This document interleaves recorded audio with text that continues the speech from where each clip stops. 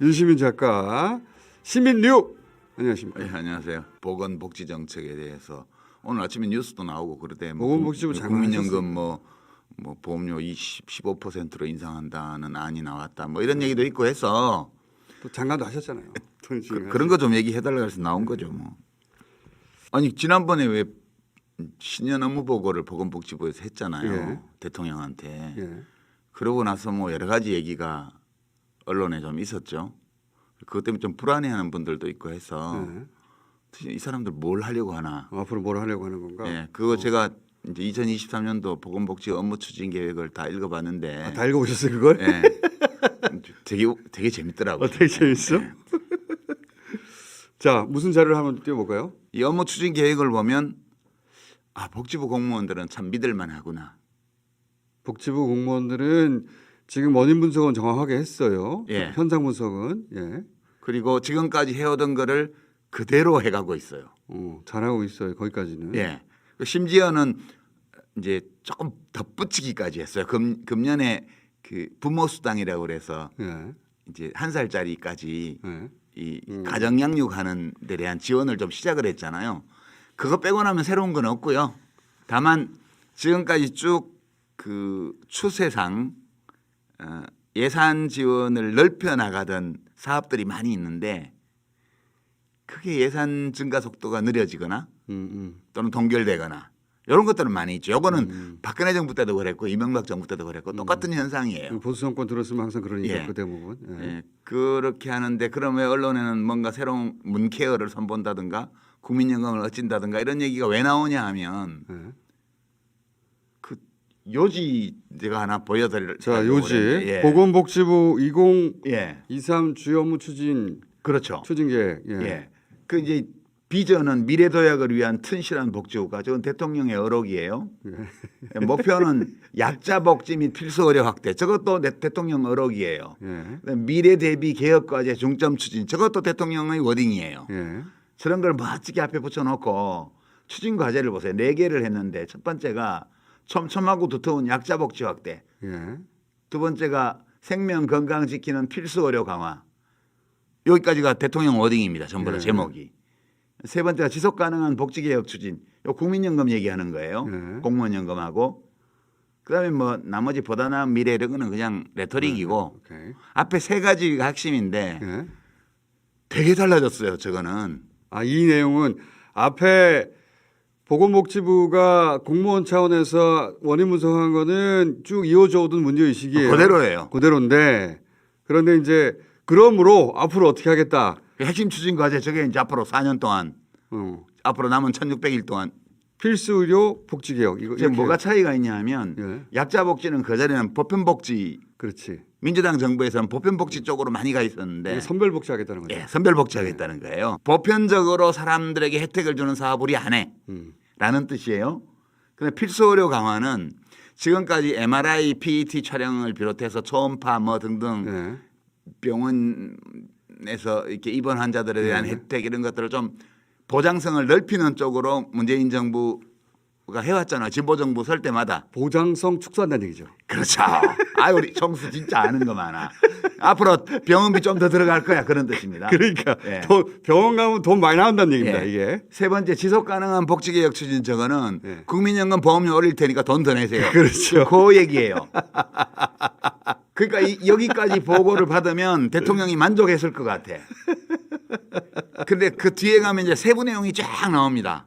그거 알아듣기 힘들잖아요. 예, 그거는 저 여기 시간도 없고 예. 그걸 다 읽어보면 저건 말뿐이다.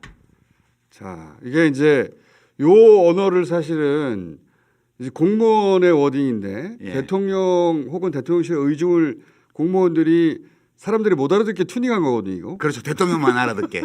대통령도 못 알아들을 것 같은데 튜닝한 건데 그럼 언론이 다시 그걸 풀어줘야 돼. 디코딩을 해줘야 돼. 하고 있잖아요. 지금 뭐 그러니까- 문케어 선본화부터 시작해서 다 나오는데 뒤에 이제 세부 추진 계획이 쫙 나오는데 그걸 읽어보면 아무것도 없어요. 내용이. 지금 유시민 디코딩을 하고 있는데 네. 이 말은 약자 복지는 선별 복지. 예. 앞으로는 이제 불쌍하고 가난한 사람들만 일부 도와주겠다는 겁니다. 선별복지한다는 거. 근데 꼭 그런 건 아니고 그런 건 아니에요? 지금 하던 게 없어지지는 않아. 더 늘지는 않지만. 아니 그러니까 보편복지로 안 간다는 거죠 한마디로. 그렇죠. 그런 건 안 해. 네. 예. 그 보수 정부를 대통령 국민이 뽑았는데 당연히 그거 안 해야지. 그러면 보수 정부를 뭐하러 뽑았어요? 이 필수 의료 강화 저는 이게 제일 그 해석이 정확하게 필요한 대목이라고 봐요. 네. 이거 병원 가면 돈 많이 나온다는 얘기거든요. 그렇죠. 필수적이지 않은 거는 앞으로 좀 혜택을 줄이겠어. 라는데 문제는 필수 의료와 안 필수 의료의 경계가 어디 있는지에 대해서 그다 위원회가 다 있어요. 전문가 위원회가. 네. 그거 보건복지부 장관도 마음대로 여기까지 필수, 여기부터 필수 아닌 거 이렇게 할 수가 없어요. 그렇게 하려고 하는 것 같은데. 그냥 못해. 자, 하여튼 이건 보장성 축소입니다. 그러니까 여기 이 분야는 검사잖아요, 대통령이. 그 야당 대표 불러들이고 이런 건 엄청 잘해. 근데 여기는 뭘 몰라. 뭔가 검사를 보내지 않을까요, 거기? 보건복지부는 검사를 못 보내요. 네. 아니 의사 면허를 딴 검사들이 있어요. 여기는 의사 면허 있다고 보건복지 행정을 할 수 있는 게 아니에요. 보낼 것 같아요. 그러니까 여기 공무원들을 제가 굉장히 칭찬하고 싶은데 앞에 모토는 저렇게 해놨지만 사업들을 다 지키고 있더라고요. 유지하고 있다. 예. 자 일단 보장성 박수 한번 쳐줘야 돼요. 이거. 박수 한번 네. 본인이 훌륭해. 장관했던 자리였다고 지금 같이 일했던 공무원들 칭찬하고 계신 건데. 아니 지금 내가 있을 때 15년 전에 그 과장급 했던 사람이 지금 차관이에요. 그러니까 지금 실무를 하고 있는 공무원들은 내가 보건복지부 장관을 할 때는 보건복지부에 있지도 않았던 사람들이에요.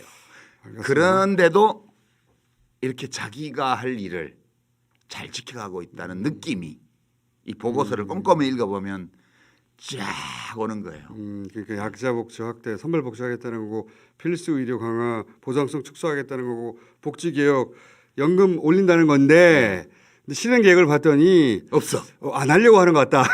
아니 안 하려고 하는 게 아니고 이런 걸 하면 어마어마한 역풍이 불잖아요. 역풍 불죠. 그러면 그거를 뚫고 나가야 돼요. 이게 정말 국가를 위해서 사회를 위해서 필요한 거면 네. 주도 면밀하게 계획을 잡고 작전 계획을 짜서 뚫고 나가야 돼요. 그렇죠. 근데 그거는 공무원들이 못 하거든. 못하죠. 예, 대통령과 어공들이 대통령실과 와서 해야 되지. 예, 그 국무총리실과 장관들이 외풍을 막아주면서 직원들을 보호하면서 난관을 돌파하고 예산을 끌어오고 이렇게 해야지만 가능한 일이에요. 간신히 그것도. 간신히 그것도. 네. 한번 해보셨잖아. 예, 근데 그런 게 지금 없는 것 같아.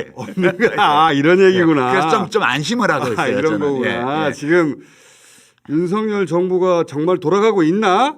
안 돌아가. 한번 업무 추진 계획을 내가 잘 아는 분야 거 한번 쭉 들여다봤더니 구호는 크게 외쳐놨는데 작동 계획이 없네. 없어.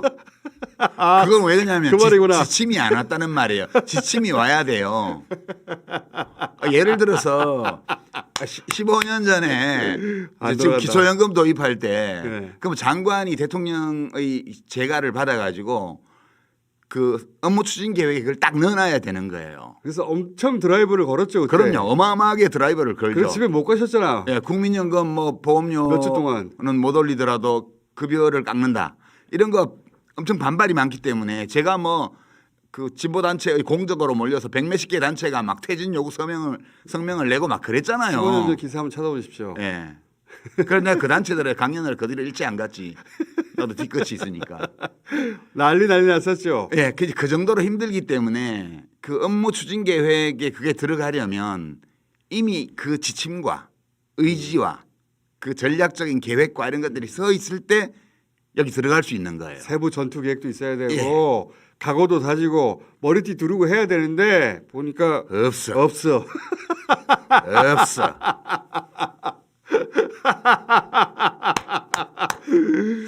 아니 그 말씀을 듣고 보니 왜 요즘 정부 차원에서 돌아가는 게 없는지 이해가 가요. 그러니까 오늘 아침 뉴스에 지금 그 국민연금 관련해서 무슨 위원회가 있잖아요. 네. 그래갖고 박근혜 정부 때 뭐 위원장 했던 교수 하나 하고 좀 문재인 정부 때 뭐 청와대 수석했던 교수 하나 하고 연금 전문가라고 두 분이 공동위원장인가 하면서 이제 안을 하나 만들었는데 예. 그 이견이 있는데 기본적으로 보험료율을 한 15%까지 지금 9%잖아요. 네. 15%까지 인상하는 데는 합의했다. 이런 중앙일보의 보도가 있더라고. 두 사람이 만났어. 아니, 뭐, 하여튼 근데 15%까지 인상해도 연금 고갈은 못 막아요. 아까 우리가 2053년 인구 그래프를 봤잖아요. 그때가 기금이 완전 고갈될 때예요. 지금 기금 고갈을 막으려면 현 시점에서 한꺼번에 어디까지 올려야 하냐면 약 19%까지 올리면 고갈이 안 돼요. 오늘 해봤더니 자주 모셔야 되겠는데? 아니 그게 아니고 나 막 대통령 흉보고 이런 거 좀 안 하고 싶어.